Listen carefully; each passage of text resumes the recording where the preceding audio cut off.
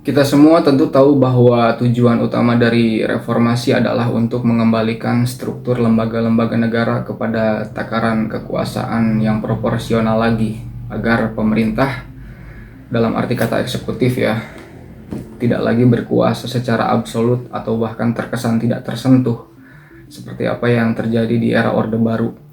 Itulah kenapa Mahkamah Konstitusi lahir di era reformasi ini, agar jika muncul sebuah produk hukum yang disinyalir bertentangan dengan Undang-Undang Dasar, maka akan ada lembaga khusus, lembaga peradilan khusus yang dapat menangani kasus tersebut dan bisa meninjau kembali apakah produk hukum yang dibuat benar-benar merupakan sebuah manifestasi dari aspirasi rakyat atau bahkan hanya kepentingan segelintir orang saja. Karena tugas pokok dan fungsi dari Mahkamah Konstitusi itu sendiri adalah yang paling otentik ya, adalah menguji undang-undang terhadap Undang-Undang Dasar 45. Dan jika sebuah undang-undang ternyata memang dinilai bertentangan dengan konstitusi, maka undang-undang tersebut haruslah dibatalkan dan tidak lagi mempunyai kekuatan hukum mengikat. Sayangnya, semenjak didirikannya lembaga ini, banyak undang-undang bermasalah yang tetap saja dijalankan oleh pemerintah. Sekalipun MK sudah menyatakan undang-undang yang diuji materikan tersebut inkonstitusional atau bertentangan dengan Undang-Undang Dasar 45. Apa saja contohnya? Pertama adalah dikuranginya alokasi dana pendidikan yang seharusnya 20% hanya menjadi 8% tahun 2007 dan hanya 18% di tahun selanjutnya. Kemudian yang kedua, perjanjian investasi bilateral antara pemerintah Indonesia dengan pemerintah Singapura yang disahkan melalui peraturan pemerintah pengganti undang-undang, yang kita tahu semua bahwasanya Perpu itu disahkan tanpa melalui persetujuan DPR kan. Sedangkan di dalam amar putusannya Mahkamah Konstitusi menyatakan bahwa sebuah perjanjian yang dapat berpotensi merugikan hak konstitusi warga negara atau bahkan berdampak bagi kemaslahatan umum,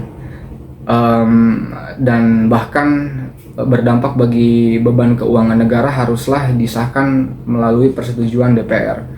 Dan nyatanya perjanjian investasi bilateral itu tahun 2021 disahkan tanpa melalui persetujuan DPR.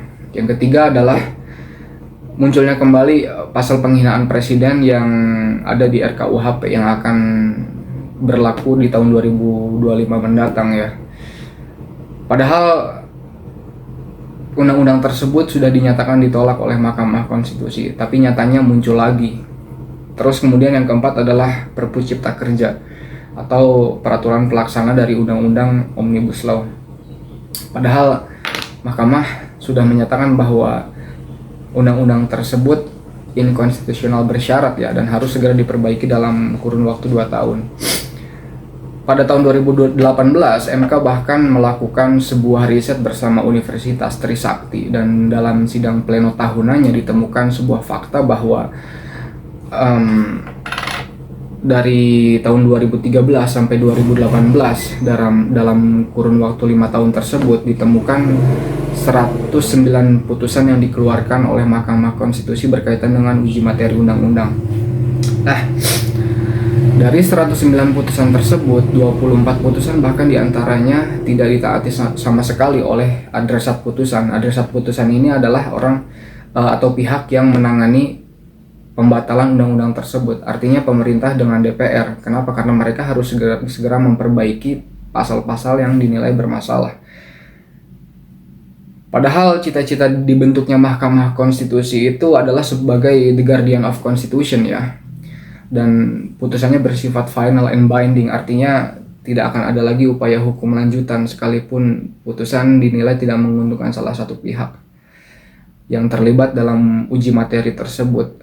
Bisa masyarakat yang merasa hak konstitusinya dirugikan tadi, atau bahkan pemerintah atau DPR yang merasa kepentingannya terganggu atas diputusnya undang-undang bertentangan dengan Undang-Undang Dasar 45. Nah, yang jadi pertanyaan, kenapa sih kok bisa gitu? Kekuatan eksekutorial MK itu seakan begitu semu. Padahal harusnya putusan MK bersifat final dan mengikat kan sejak putusan dibacakan. Setidaknya ada dua alasan kenapa putusan MK terasa begitu opsional untuk ditaati atau tidaknya. Pertama, karena MK itu adalah satu-satunya lembaga peradilan yang tidak memiliki alat eksekutor. Tidak seperti lembaga pengadilan lain yang memiliki polisi, jaksa, atau jurusita yang dapat memastikan putusannya tetap dilaksanakan. MK ini satu-satunya lembaga peradilan yang tidak memiliki alat itu. Dan kedua, putusannya hanya bersifat deklaratoir, artinya tidak ada sanksi konkret yang dapat menjerat para adresat putusan kalau tidak mau mengubah isi pasal yang sudah dinyatakan bermasalah. Lucunya lagi, bukannya merevisi Undang-Undang Mahkamah Konstitusi agar lebih efektif pelaksanaannya, anehnya justru Undang-Undang MK ini direvisi menjadi semakin tidak jelas orientasinya. Pasal 59 Undang-Undang Nomor 24 Tahun 2003 sebelumnya mencantumkan pasal yang berbunyi seperti ini. Jika diperlukan perubahan terhadap undang-undang yang telah diuji, DPR bersama Presiden segera menindaklanjuti putusan tersebut. Anehnya justru pasal ini dihapus. Bayangkan saja, padahal sebelum Undang-Undang MK ini direvisi atau dilemahkan saja, pasal ini sudah tidak mencantumkan tenggat waktu perihal berapa lama pemerintah dengan DPR harus segera menyelesaikan perbaikan. Yang artinya pemerintah dengan DPR bisa saja menilai perbaikan undang-undang sesuai dengan kehendak mereka guna melancarkan kepentingannya mungkin. Entahlah ya. Dan ironisnya pasal yang lemah tersebut padahal adalah satu-satunya legal standing agar pemerintah segera memperbaiki undang-undang yang bermasalah. Sekalipun sebenarnya frasa segera menindaklanjuti itu tidak mencerminkan sebuah undang-undang ya. Kenapa? Karena undang-undang dasar saja yang notabene merupakan sebuah dasar negara dapat memuat tenggang waktu pelaksanaan yang jelas dalam persoalan-persoalan penting. Lihat aja di undang-undang dasar itu ada tenggat waktu dalam persoalan-persoalan yang krusial ya. Maka undang-undang yang seharusnya menjadi peraturan pelaksana seyogianya harusnya lebih detail lagi masalah deadline-nya. Maka dengan dihapuskannya pasal tersebut, artinya pemerintah tidak lagi diharuskan untuk memperbaikinya. Jadi kalian bisa bayangkan, udah mah pasalnya lemah sebagai implementasi, masih dihapus juga. Jujur saya tidak paham bagaimana logika hukumnya itu dipakai. Maka pada akhirnya jalannya pemerintahan akan selalu berpotensi digerakkan oleh undang-undang yang bermasalah. Kalau pada akhirnya putusan Mahkamah Konstitusi itu hanya kuat sebatas teori, wacana, dan di atas kertas, namun lemah dalam tataran implementasi, lantas apa gunanya lembaga peradilan ini tetap berdiri? Kan itu sebenarnya pertanyaan dasarnya. Terus apa solusinya? Ya revisi Undang-Undang MK agar kekuatan eksekutorialnya jelas. Dengan cara apa? Memuat pasal berupa sanksi jika putusannya tidak ditaati. Karena biar bagaimanapun, pengabaian putusan terhadap pengadilan itu hakikatnya merupakan sebuah penghinaan terhadap pengadilan, atau bahasa hukumnya adalah contempt of court.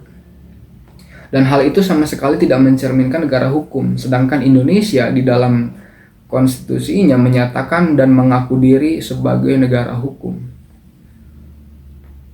Di semua fakultas hukum dan politik di Indonesia, kita diajarkan bagaimana sistem trias politika dengan gagasan yang sedemikian idealnya menjadi penopang stabilitas politik bagi negara demokrasi. Boro-boro mendistribusikan kekuasaan secara seimbang, penjaga konstitusinya saja tidak memiliki kehormatan yang setara dengan lembaga lain gitu. Padahal secara struktural mereka itu benar-benar sederajat. Tugasnya aja yang beda. That's it. Nggak ada lagi. Maksudnya memang benar-benar sederajat. Terus solusi yang kedua adalah agar saya tidak dinilai terlalu memihak ya. Berikan saja tenggang waktu yang konkret bagi pemerintah bersama DPR untuk berapa lama memperbaiki undang-undang yang bermasalah. Karena lagi pula frasa segera, cepat, atau lambat itu dalam sebuah undang-undang sangatlah aneh. Kenapa? Karena tidak memuat waktu yang rinci, sedangkan hukum harus memuat asas kepastian. Dan juga terkadang di sisi lain justru memang terdengar mustahil jika MK menyatakan sebuah undang-undang bertentangan dengan Undang-Undang Dasar 45, Kemudian secara hukum harus langsung berlaku saat itu juga, sejak putusan dibacakan. Bagaimana mungkin eksekutif menjalankan fungsi pemerintahannya kalau undang-undangnya saja tidak memiliki lagi supremasi hukum? Sedangkan di sisi lain, ada roda pemerintahan yang harus tetap berjalan. Artinya, pasti akan ada kekosongan hukum kan, dalam kurun waktu tertentu. Selama putusan tersebut harus langsung berlaku, sedangkan di saat yang bersamaan pemerintah dengan DPR belum selesai melakukan perbaikan karena memang butuh waktu. Bagaimana mungkin? Terakhir, masukkan putusan MK ke dalam hierarki peraturan perundang-undangan. Mungkin ini terdengar agak absurd ya, tapi kita gunakan logika hukum sederhana saja. Kalau putusan MK dapat membatalkan keabsahan sebuah undang-undang, maka artinya putusan MK itu secara hierarki ada di atas undang-undang atau setidak-tidaknya sederajat. Maka dengan dimasukkannya putusan MK ke dalam hierarki peraturan perundang-undangan, setidaknya marwah dari putusan Mahkamah Konstitusi itu tidak akan semudah itu lagi diinjak-injak oleh para pemangku kepentingan. Terakhir, semua orang tahu bahwa bernegara itu tidaklah mudah karena negara merupakan organisasi terbesar dalam bermasyarakat dan tingkat kompleksitasnya sangatlah tinggi. Semua negara juga punya persoalan dalam hal mencari keadilan. Dan sebaik-baiknya negara adalah negara yang dijalankan di atas dasar kemaslahatan bersama, kemaslahatan umum, bukan atas kepentingan pribadi apalagi golongan. Semoga negara kita terus berbenah ke arah yang lebih baik, tidak perlu tergesa-gesa, asalkan semuanya selamat. Barangkali itu aja dari saya. Terima kasih udah mau nonton video ini. Kalau semisal ada kritik atau saran, nggak usah sungkan buat nulis di kolom komentar ya. Semoga jadi insight baru buat kalian. Dan see you on the next video and goodbye.